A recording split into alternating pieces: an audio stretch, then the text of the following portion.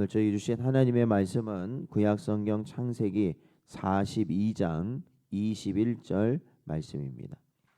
저희들 함께 봉독하겠습니다.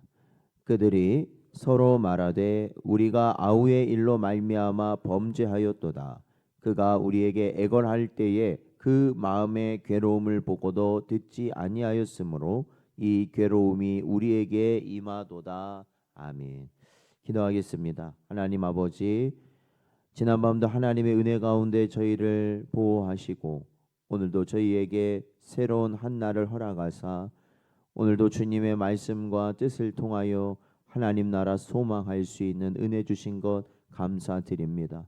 말씀이 우리의 심령에 아버지 하나님 새겨지게 하사 언제나 회개할 수 있는 심령들 되게 하시고 우리에게 맡겨진 사명 감당할 수 있는 복된 자들 되도록 인도하여 주옵소서.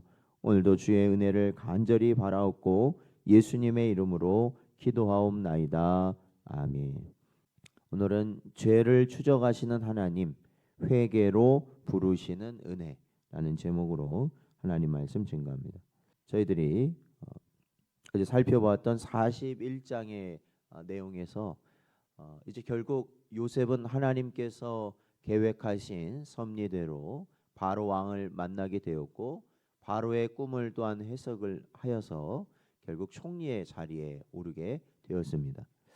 그런데 바로가 꾼 꿈의 내용대로 이 애굽 땅과 이 가나안 그 주변 지역에 큰 기근이 오게 되었던 것이죠.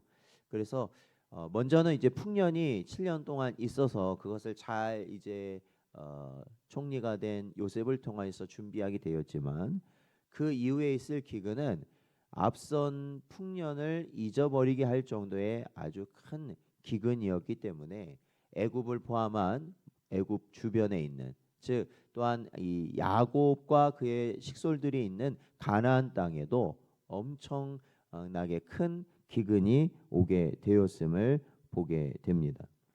그래서 이제 그 오늘 말씀 42장에서는 그 내용이 등장하고 있습니다.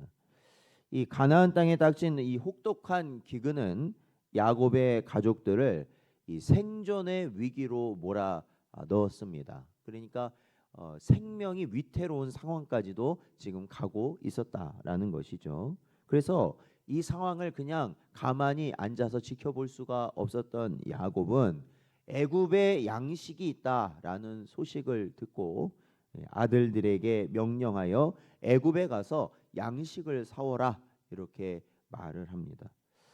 그러니까 이거 보면은 아시겠지만 야곱이 이때 당시에 보면은 부유한 자입니다. 부유한 자예요. 하나님이 복을 주셔서 얼마나 부유했겠어요. 그런데도 불구하고 먹을 것이 없으니까 어떻게 됩니까? 생명의 위태로움을 겪게 되었다라는 겁니다. 그러니까 우리가 오늘날도 살아가면서 이게 지혜죠. 우리는 재물이 있으면 우리가 모든 만사가 다 잘 될 거라 생각을 하지만 여러분 아무리 재물이 많다 하여도 하나님이 내리시는 재난 앞에서는 그것이 아무 소용이 없다라는 것이에요. 그래서 우리가 재물을 우선시하는 삶이 아니라 하나님을 언제나 경외하는 삶을 살아가는 것이 바로 성도가 가지는 지혜인 줄로 믿습니다. 그래서 사실은 이 그 기근으로 인해서 야곱은 그 아들들을 애굽으로 보내는 이러한 모습으로 보여집니다. 그러나 이것이 단순히 이게 배고픔을 해결하기 위한 그러한 모습이 아니라 영적으로는 이게 어디에 연결이 되냐면 22년 전 요셉을 팔아넘기고 그 죄를 가슴 깊이 묻어두었던 아들들, 그러니까 요셉의 형들이죠. 형들을 회개의 자리로 불러내시는 하나님의 거대한 섭리가 시작된 것이다라고 할 수 있습니다. 성경은 하나님께서 때로 성도들에게 이 고난을 허용하시는 이유 중에 하나가 뭐냐면 바로 잠자던 양심을 깨우시고 가르치시는 것이다라고 말합니다. 히브리서 12장 6절 말씀을 보면 주께서 그 사랑하시는 자를 징계하시고 그가 받아들이시는 아들마다 채찍질 하심이라 말씀하고 있습니다. 이 말씀처럼 이 기근이라는 것이 결국 요셉을 팔아넘겼던 형들을 누구 앞으로 나오게 했냐면 요셉 앞으로 나오게 하기 위한 하나님의 부르심이었다라는 것이죠. 그 상황 자체가 그렇다라는 겁니다. 1절에서 9절 내용을 살펴보면 형들이 요셉 앞에 엎드려 절하는 장면이 이제 등장합니다. 이제는 요셉은 총리가 되었고 형들은 그저 그 가나안 땅에 사는 애굽 사람의 입장에서 보자면 별 볼 일 없는 그냥 양을 치는 자에 불과하였는데 그들이 뭐 애굽의 총리 앞에 왔으니까 당연히 엎드리는 것이 맞는 이치일 겁니다. 그래서 형들이 바로 이 요셉 앞에 엎드렸을 때 형들은 볼 수가 없으니까 알 수가 없었지만 요셉은 그들이 자신의 형들임을 알게 되었죠. 요셉은 무엇을 생각하게 되었다고 성경은 말하냐면 9절에 보니까 바로 과거에 자신이 꾸었던 꿈을 기억하였다라고 말하고 있습니다. 그러니까 그 꿈 있죠. 그러니까 그 이삭단, 그렇죠? 이삭단이 부모와 형들의 이삭단이 자신의 이삭단에 절을 하고 또한 해와 달과 별들이 누구에게 절을 해요? 자신에게 절을 하였던. 그래서 형들이 좋아했어요, 싫어했어요? 그걸 듣고 더 미워하게 되었다라고 성경은 말했잖아요. 그 계기가 되었던 그 꿈들을 요셉이 형들이 와서 절을 하는 순간 기억하게 되었다라는 겁니다. 사랑하는 성도 여러분, 그 꿈은 그냥 요셉이 가졌던 어떠한 망상이 아니었어요. 그냥 헛된 꿈이 아니었습니다. 그 꿈은 누가 꾸게 하신 것이었냐면 하나님이 꾸게 하신 거였습니다.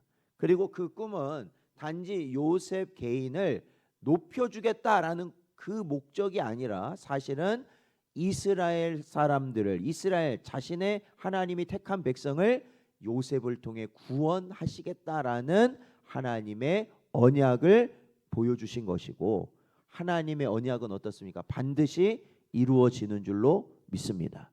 그러니까 여러분, 이것이 영적으로는 이 사탄이 어떻게 하려고 했던 거예요? 하나님의 계획을 무너뜨리려 하였다라는 것이에요. 그러나 여러분, 형들은 그 사탄의 도구가 되어서 그 계획을 무너뜨리기 위해 누구를 팔아 넘겨버렸어요? 요셉 팔아 넘겨버렸어요. 요셉을 죽여버렸단 말입니다. 마치 예수님을 십자가에 못 박아 죽인 것처럼 죽여버렸어요. 그러나 결과적으로는 어떻게 됐어요? 요셉을 판 것이 오히려 하나님의 언약을 성취하게 만들어버렸다는 거예요. 마치 예수님을 십자가에 죽인 것이 우리의 구원을 완성시킨 것과 같은 이치라는 것이죠. 그렇기 때문에 형들은 요셉을 팔아서 결국 하나님의 언약을 무산시키려 하였지만 하나님은 오히려 그들의 악행을 도구로 삼아 그것을 이루셨다라는 것입니다.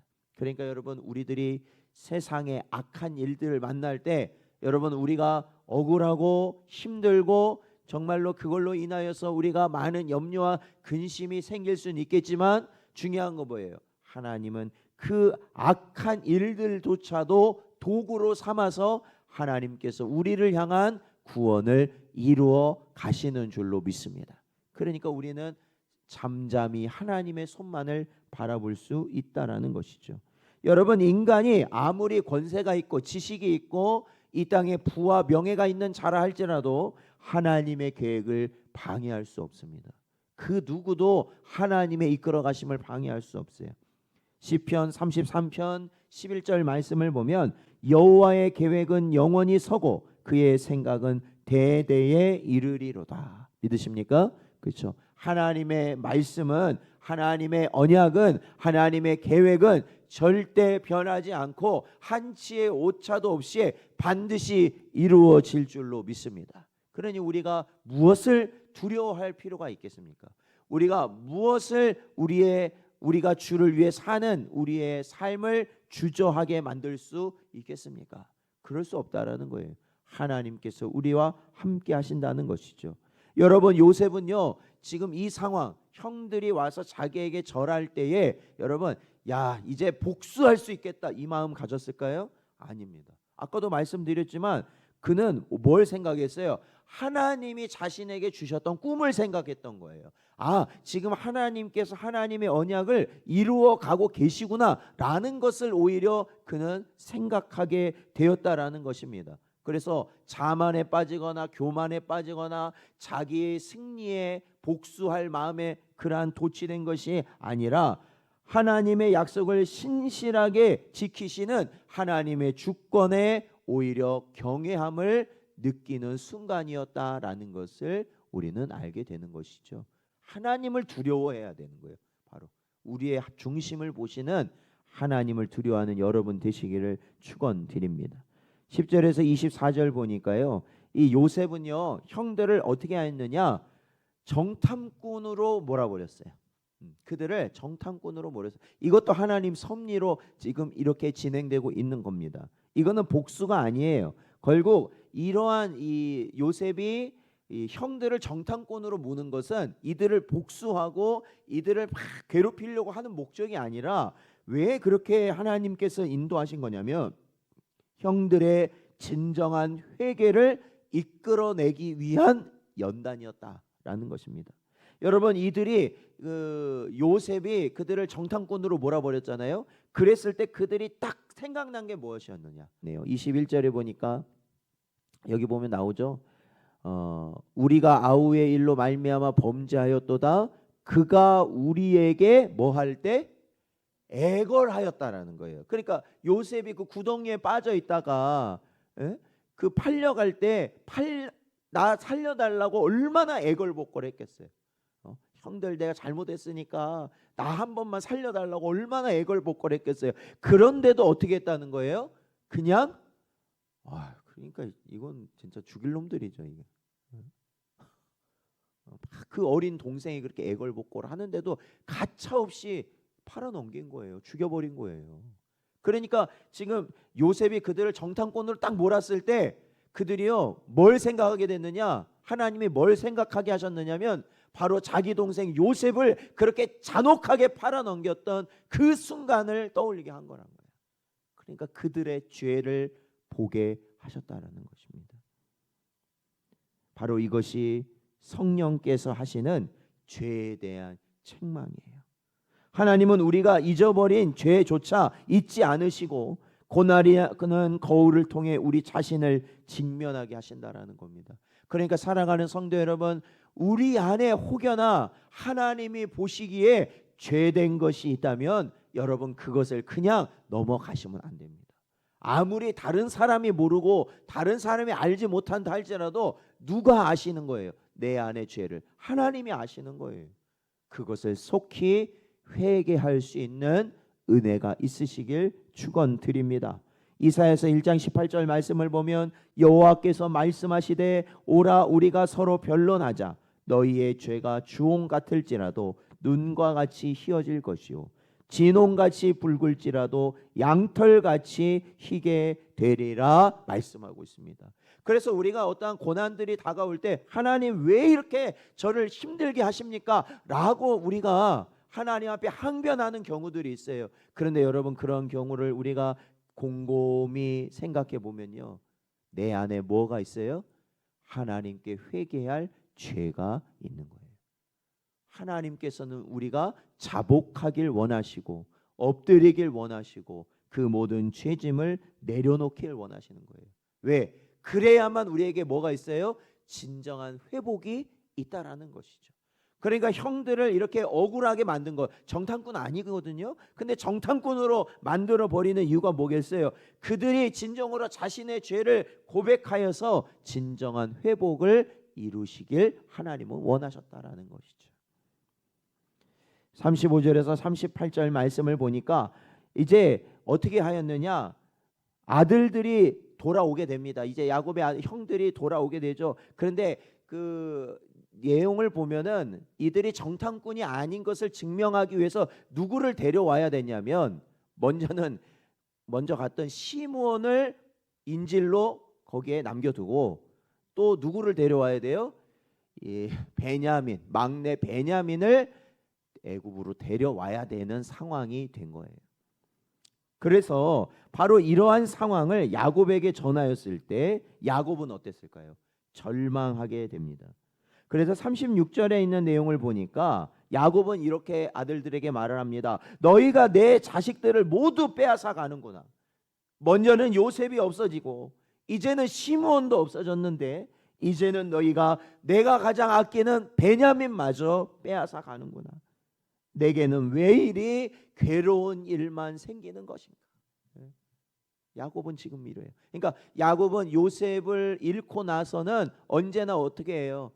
그는 사실은 살아있으나 살아있는 것 같지 않은 삶을 산 거예요. 낙이 없었던 거예요. 그냥 그러고 살았는데 이제는 그 요셉의 동생인 베냐민마저 빼앗아 간다니 그는 항변하는 거죠. 한탄하는 거죠. 왜 이렇게 나는 괴로운 일만 생기는가라는 겁니다.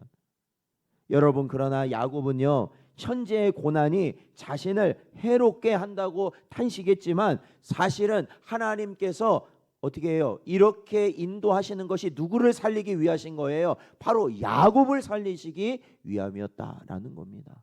야곱과 그 후손을 살리시기 위한 방법이었다라는 거예요.